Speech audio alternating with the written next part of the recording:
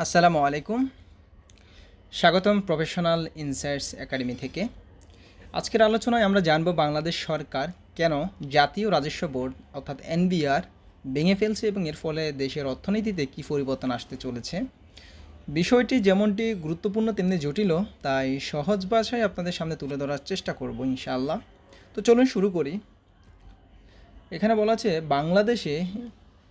বাংলাদেশে এনবিআর ভাঙার সিদ্ধান্ত কেন এই বড় সংস্কার। তো আমরা যদি এখানে দেখি, বাংলাদেশের অন্তর্বর্তীকালীন সরকার সম্প্রতি একটি বড় আর্থিক সংস্কারের ঘোষণা দিয়েছে, যেখানে জাতীয় রাজস্ব বোর্ড অর্থাৎ এনবিআর ভেঙে দুইটি পৃথক বিভাগ গঠন করা হবে। এখানে যদি আমরা দেখি, প্রথমটি হচ্ছে রাজস্ব নীতিমালা বিভাগ বা রেভিনিউ পলিসি ডিভিশন এবং পরেরটি রয়েছে রাজস্ব ব্যবস্থাপনা বিভাগ বা রেভিনিউ ম্যানেজমেন্ট ডিভিশন। তো দুটির বিভাগেরই ভিন্ন ভিন্ন কাজ রয়েছে, যদিও আগে কাজগুলো সেগ্রিগেশন ছিল না। তো বর্তমানে অন্তর্বর্তীকালীন সরকার এই বিষয়গুলো গুরুত্ব আরোপ করেছেন। তো এই পদক্ষেপের মূল লক্ষ্য হলো কর নীতি নির্ধারণ ও কর আদায়কে আলাদা করা।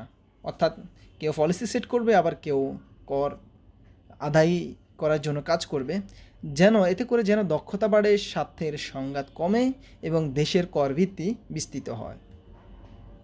তো এরপর রয়েছে এনবিআর কেন ভাঙা হচ্ছে। একটি প্রশ্নে চলে আসে যে আসলে এনবিআরটা কেন ভাঙা হচ্ছে বা এটার মূল উদ্দেশ্য কী। তো আমরা যদি দেখি যে এনবিআর প্রতিষ্ঠিত হয়েছিল 50 বছরও বেশি সময় আগে, কিন্তু এত বছরে এটি প্রত্যাশিত রাজস্ব সংগ্রহ করতে পারেনি। আমরা জানি যে আইএমএফ এনবিআরকে বারবার ইনসিস্ট করছে ট্যাক্স এবং জিডিপি ইনক্রিজ করার জন্য। তো বেসিকলি ওই দিকে ফোকাস রেখেই এনবিআর চিন্তা করলো, অর্থাৎ অন্তর্বর্তীকালীন সরকার চিন্তা করলেন যে এনবিআরকে কীভাবে মডিফাই করা যায়। তো সেই লক্ষ্যে এনবিআর ভাঙা হচ্ছে। এছাড়া রয়েছে বাংলাদেশের ট্যাক্স টু জিডিপিটি অনুপাত মাত্র 7.4%, যা এশিয়ার অন্যতম সর্বনিম্ন। বিশ্বের গড় প্রায় 16.6% এবং মালয়েশিয়ায় 11.6% রয়েছে। তো উন্নয়ন লক্ষ্য অর্জনে বাংলাদেশের এই অনুপাত কমপক্ষে 10%-এ উন্নতি করা প্রয়োজন। তো এই জন্য এনবিআর এর কাঠামোগত সংস্কার অপরিহার্য হয়ে দাঁড়িয়েছে। এরপরে যদি আমরা দেখি এনবিআর এর প্রধান সমস্যাগুলো কী ছিল, অর্থাৎ এতদিন যে এনবিআর পরিচালিত হচ্ছে এর পিছনে কি কি সমস্যাগুলো ছিল সেই বিষয়গুলো নিয়ে আমরা জানব। আমরা যদি দেখি, প্রথমে রয়েছে স্বার্থের সংঘাত। এখানে বলা যায় যে একই সংস্থা নীতি নির্ধারণ করেছে, আবার তা বাস্তবায়নও করছে। এতে স্বচ্ছতা ও জবাবদিহির অভাব দেখা দিয়েছে। অনেক কর আদায়কারী কর্মকর্তা ব্যক্তিগণ স্বার্থে নিজ স্বার্থে কর ফাঁকি দিতে সাহায্য করেছেন, অপরাধীদের বিরুদ্ধে ব্যবস্থা নিয়ে আপোষ করেছেন, কর্মদক্ষতারও কোনো মূল্যায়ন ব্যবস্থা ছিল না। এরপরে রয়েছে অদক্ষ কর আদায়, যেখানে বলা হচ্ছে যে নীতি নির্ধারণ আর প্রশাসন একত্রে থাকার কারণে উভয় ক্ষেত্রেই মনোযোগ বিভক্ত হয়েছে, অর্থাৎ কনসেন্ট্রেট করা যাচ্ছে না অ্যাকচুয়ালি যে কারা পলিসি ডেভেলপমেন্ট করবে, কারা কর আদায় করবে। অর্থাৎ আমরা যদি এনবিআর যে সিকোয়েন্স আছে সেই সিকোয়েন্স যদি দেখি তাহলে বিষয়টা অনেক বেশি ক্লিয়ার হয়ে যাবে। তো উভয় ক্ষেত্রে মনোযোগ বিভক্ত হয়েছে, ফলে করের আওতা বাড়েনি আর রাজস্ব আদায় প্রত্যাশা সে অনেক কম হয়েছিল। 3 নম্বর যদি দেখি আমরা, দুর্বল শাসন ব্যবস্থা। তো এখানে কর ব্যবস্থাপনার দুর্বলতা, বিনিয়োগ সহায়তার ঘাটতি ও প্রশাসনিক জটিলতা ব্যবসা পরিবেশকে ক্ষতিগ্রস্ত করেছে ক্রমে।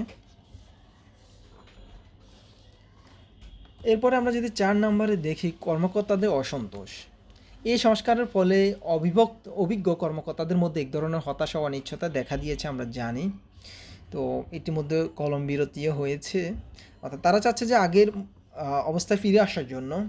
তো এটারও আরও কতগুলো রিজন আছে, সেটা আপনারা যদি একটু অ্যানালাইসিস করেন তাহলে বুঝতে পারবেন। সেই বিষয় নিয়ে আমরা আলোচনা করছি না আপাতত। ইনশাআল্লাহ পরবর্তীতে সেই বিষয়গুলো যদি কোনো প্রাসঙ্গক্রমে চলে আসে তাহলে আমরা সেই বিষয়গুলো নিয়ে আলোচনা করব। তো এবার আসি আমরা এই সংস্কারে কী পরিবর্তন আসবে, অর্থাৎ এই সংস্কারগুলোর কারণে কী কী পরিবর্তন আসবে। প্রথমত যদি আমরা দেখি, দায়িত্ব বিভাজন হবে। দায়িত্ব বিভাজন কীভাবে হবে, এখানে রাজস্ব নীতিমালা বিভাগ, কর আইন, অর্থাৎ আমরা যদি একটু মনোযোগ দিয়ে খেয়াল করি তাদের, অর্থাৎ রাজস্ব নীতিমালা কি কি কাজ করবে এবং রাজস্ব ব্যবস্থাপনা কি কি কাজ করবে। তো এখানে বলা হচ্ছে যে রাজস্ব নীতিমালা বিভাগ কর আইন, হার নির্ধারণ ও আন্তর্জাতিক কর চুক্তি নিয়ে কাজ করবে।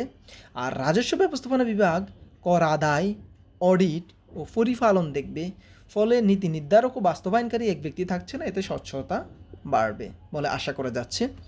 দ্বিতীয়ত যদি আমরা দেখি দক্ষতা ও সুশাসন, প্রত্যেকে নিজ নিজ কাজের উপর মনোযোগ দিতে পারবে, দক্ষতা বাড়বে এবং স্বার্থের সংঘাত কমবে। 3 নম্বরে যদি আমরা দেখি করভিত্তি সম্প্রসারণ, তো এখানে নতুন কাঠামোর মাধ্যমে আরও মানুষ করের আওতায় আসবে এবং সরাসরি কর অর্থাৎ ডাইরেক্ট ট্যাক্স সংগ্রহ আরও জোরদার হবে বলে আশা করা যাচ্ছে। এরপরে রয়েছে উন্নয়নমুখী নীতিমালা, এটি একটি বিশেষ নীতিমালা বিভাগ দীর্ঘমেয়াদী তথ্যভিত্তিক পরিকল্পনা নিতে পারবে। সর্বশেষ রয়েছে বিনিয়োগকারীদের আস্থা, একটি স্বচ্ছ পেশাদার কর প্রশাসন বিনিয়োগ বাড়াতে সাহায্য করবে এবং বেসরকারি খাতের অভিযোগও কমবে।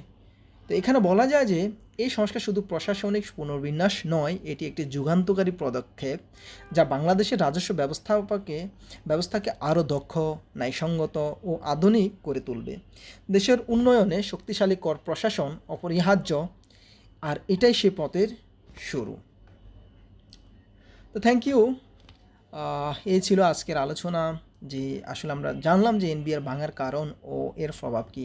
এটা আসলে খুব সংক্ষেপে আমরা আলোচনা করছি, পরবর্তী যে যদি প্রয়োজন হয় তাহলে আমরা বিস্তারিত আরও তথ্যবহুল বিষয় নিয়ে আলোচনা করব। তো আপনি যদি এখানে মনে করেন যে এই ভিডিওটি আপনাকে কিছু জানতে বা বুঝতে সাহায্য করেছে, তাহলে একটি লাইক দিন, শেয়ার করুন এবং সাবস্ক্রাইব করতে ভুলবেন না, এবং কমেন্টে জানান আপনার মতামত বা এই সংস্কার নিয়ে আপনার দৃষ্টিভঙ্গিকেই। আমরা পরবর্তী ভিডিওগুলোতে আরও গুরুত্বপূর্ণ প্রফেশনাল ইনসাইটস নিয়ে ফিরে আসব। তো সে পর্যন্ত ভালো থাকবেন, সুস্থ থাকবেন। আল্লাহ হাফেজ।